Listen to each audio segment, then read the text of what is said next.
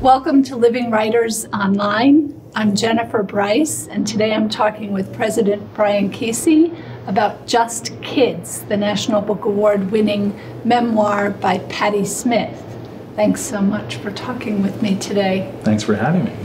We've had a lot of famous writers come for Living Writers. Patti Smith is the first rock star we've had come for Living Writers. What are the surprises of this memoir for you?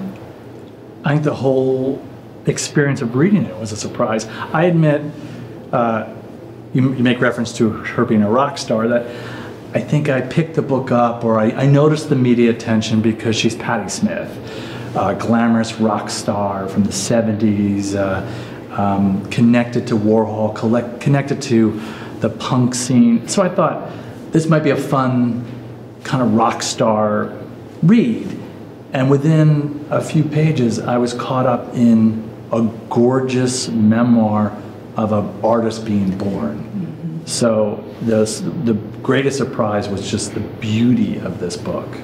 It's surprising, it seems to me, that it's the story of an artist becoming, but also the story of an artist becoming in concert, in tandem with Robert Mapplethorpe, her lover slash best friend slash collaborator slash twin muse. Right. Muse. She says he was the light to her darkness, the darkness to her light. Her photographic negative in some way. You know, I was trying to contain this as, is this just a classic portrait of the artist becoming, and it's a twinned. It's a twinned memoir. It's a twinned memoir, and you realize early on that the creation of the memoir is part of a culmination of an artistic arc. That the act of producing this work is part of a production that has been going on for her for decades. So the book just folds on itself and folds on itself with these twinned characters throughout it. That's so beautiful. Right. And it's full of images of waking and sleeping. The image, of course, of Robert Mapplethorpe dying. We give away nothing to say that. No. Most people know that the famous photographer died of AIDS in the 1980s. But and he dies at the beginning. Right. And then she returns to that image of him dying at the end. But throughout there's imagery of him waking, of them waking together. Right. They woke up to their art together. And they move from one form to another. She switches from, poetry to sketching to ultimately singing, and they prod each other. She keeps telling him, "You must take your own photographs," and he keeps telling her, "You must sing," as if they both knew the other's true artistic form, and they drew each other to it. But I found the twinning to have an interesting arrangement to it. In some ways, you can see this as a celebration of the romantic notion of the artist who burns himself or herself out in youth and dies romantically. There's so many examples of this. But she doesn't. No. The lightness and the darkness, he goes toward the darkness, he dies, and she moves in a different direction with him, but away from him, and survives. And I think that twinning is just constant throughout the book. And their relationship changes. Their acquaintances, their lovers. He starts to move away from her and discover his own sexuality. Right. She takes other lovers, including Sam Shepard, Still My Beating Heart. Yeah.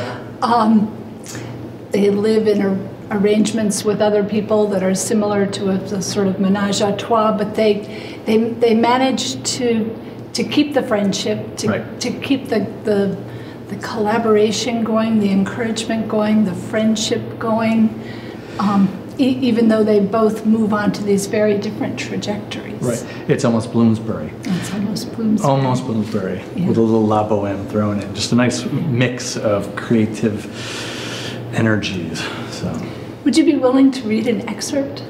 You would ask me what were some of the most moving parts, and I was going to take a passage from their lives in the Chelsea Hotel, and just the epicenter of a type of late 20th century American creative culture, And the scenes in which she cuts her hair, I thought was also a powerful moment. But I'm going to read this one passage, which when I read it years ago, it stuck with me. And it's about their creative arc, but it throws a twist into it.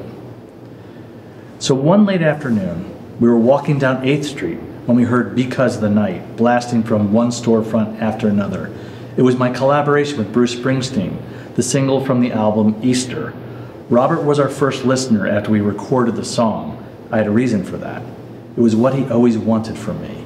In the summer of 1978, it rose up to number 13 on the top 40 chart, fulfilling Robert's dream that I would one day have a hit record.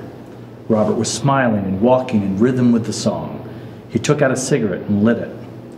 We'd been through a lot since he first rescued me from the science fiction writer and shared an egg cream on a stoop near Thompson Square.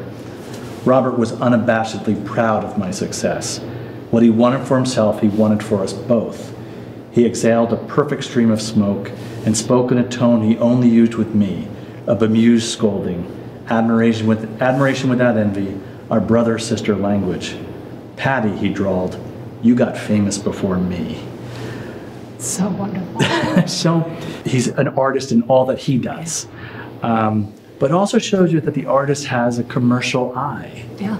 You became famous. Yeah. They were seeking fame as much as they were seeking an artistic fulfillment. So I remember that scene, and you can picture them walking, you can hear the music, and then that thought. Yeah. So I love that phrase too, admiration without envy. a rare thing. That's the thing they had between them. And also what he wanted for himself, he also wanted for her. But rare in ex-lovers. Very rare. Right. It's been rare in some lovers. Right, fair enough. But they were. She describes him as a hustler, but they were both hustlers, as you say. They had some lean times in New York City when they met in the mid '60s, homeless, hungry. There's a lot of hunger in this memoir. She describes herself then as being 5'8" and about 100 pounds with a fast metabolism. She was always hungry. Well, the scene where she goes, I was in New York and I was sleeping on stoops, and she says, I kept repeating myself, I'm free, I'm free, I'm free. Then she says, I'm hungry, I'm hungry, I'm hungry. So they're together. Those two motifs are woven throughout here. Yeah. Whenever they had money, they split a meal. Right. They split a grilled cheese sandwich at a diner and an egg cream, a hot dog. They have one hot dog. She eats the sauerkraut. He eats the hot dog. Yeah. And if they had enough money to afford admission to a museum, to me that's one of the most resonant images. One of them would go in and look, and then come out and tell the other and what they saw. The other all about it. That's an incredible image. How about the New York of this memoir, though? You mentioned that when you said you almost picked the Chelsea Hotel scene. New York on the cusp of becoming the cultural capital of the Western world. 1960s, 70s? It's the 60s coming into the 70s, and we forget, because New York is so shiny now, that it was on the verge of financial collapse. I mean, the background of all this is the subways are collapsing, the city is in fiscal ruin. By the mid-70s, this is when Gerald Ford turns his back on the city and says, let it just fall into despair. But she recognizes that its falteringness provided opportunity. Yeah. And you know what happens to New York, that it blossoms and that it grows, and that this moment of cracking of New York let them all come in. And you wonder if that would ever happen again. The other thing about New York in the 70s, the foreshadowing of the AIDS crisis. Yes. Within a decade, all these people are dead. They all just died. Yeah. Mapplethorpe, and also the Pope to his Michelangelo, Sam Wagstaff, his patron and lover, are both dead of AIDS in the 80s. And New York was dangerous then. It wasn't just shabby. I mean, they're robbed a couple of times. And murder happens on their front stoop. They flee a couple of times. Right outside their hotel. There was a murder right outside their door. And so it had an edge, and darkness. Yeah, So, yeah. But as you rightly say, it blossomed as both of their careers did. take off. Yeah. Well, what do you think that Colgate students are going to make of her? What do you think she's got to offer them? Hopefully they see an artist who created herself. I also wonder if they see a woman who quite specifically manages her notion of gender and creativity and understands in some ways that she had to reject certain tropes of gender to move herself into different spaces. So I hope they see someone with a type of power, a type of self-actualized power is what I hope they see of her, and someone who is has an honesty about it. There's before we got on camera, we were talking about the memoir has it's honest. You believe her. Yeah. You believe she loved him. You believe she wanted to be an artist. You believe the hunger. You believe her. And why not listen to an authentic voice? In an interview with Rolling Stone, she said not so terribly long ago, "In art and dream, you proceed with abandon. In life, with balance and stealth."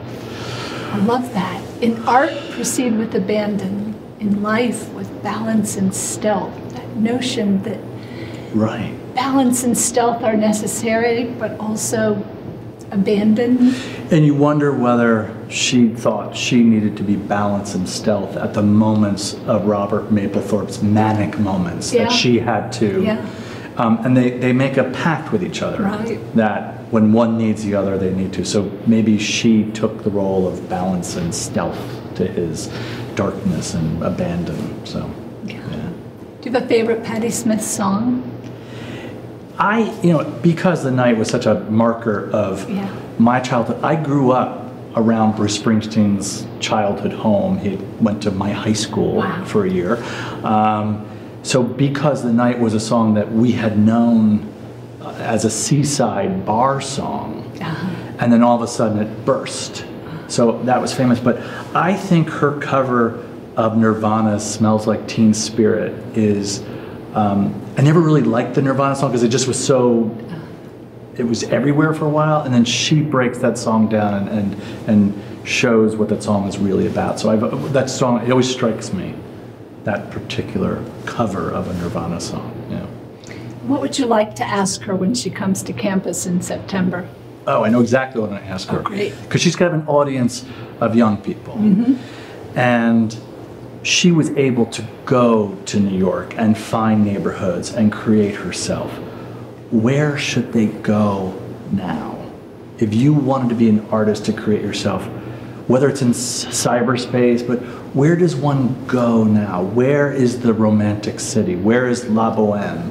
If you want to be that person, where to go in a world that seems so constrained? So, where to go?